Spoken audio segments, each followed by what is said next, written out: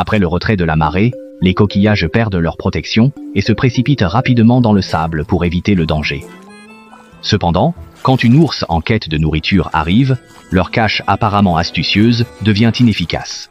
L'ours possède un odorat extrêmement développé, capable de localiser précisément la nourriture cachée dans le sable.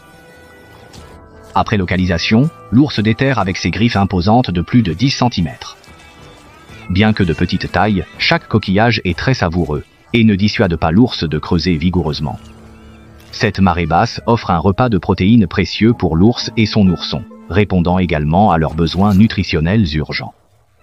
L'ourson imite aussi les actions de sa mère en cherchant des fruits de mer dans les sables. Il commence à découvrir un peu d'ouverture. Cependant, un crabe armé de pinces agressives apparaît aussi, une situation que sa mère ne lui avait pas enseignée. Comment pourrait-il se débarrasser de ce crabe mordant?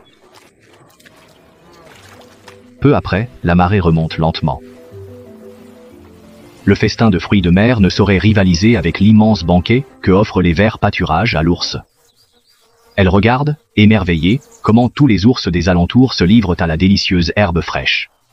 Elle s'apprête à rejoindre leur compagnie, prête à savourer le véritable goût de la nature.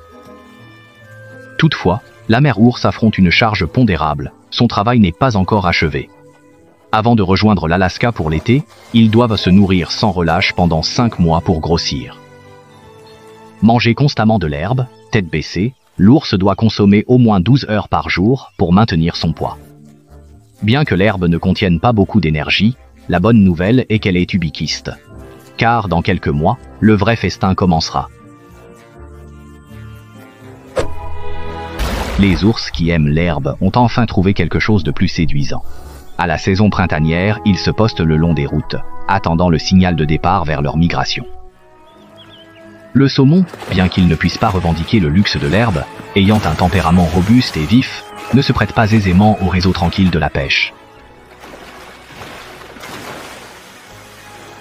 Les ours doivent attendre un moment. Lorsque les saumons commencent à la ponte, c'est le moment exact pour les attaquer. Dès maintenant, pendant une longue saison, les ours locaux bénéficieront d'un ravitaillement en saumon abondant et sans fin, tant pour les jeunes inexpérimentés que pour les plus aventureux. Certains ours sont même devenus choosy in their choices. Les saumons pondeurs étant indubitablement le meilleur choix, car la saveur cachée dans leur corps les rend irrésistibles pour les ours. Une bouchée de saumon, et c'est comme si vous consommez 80 calories en un coup. Avec une source continue de saumon qui fournit de l'énergie, la vie des ours devient exceptionnellement aisée, leur permettant de survivre aisément à l'hiver froid de cette année.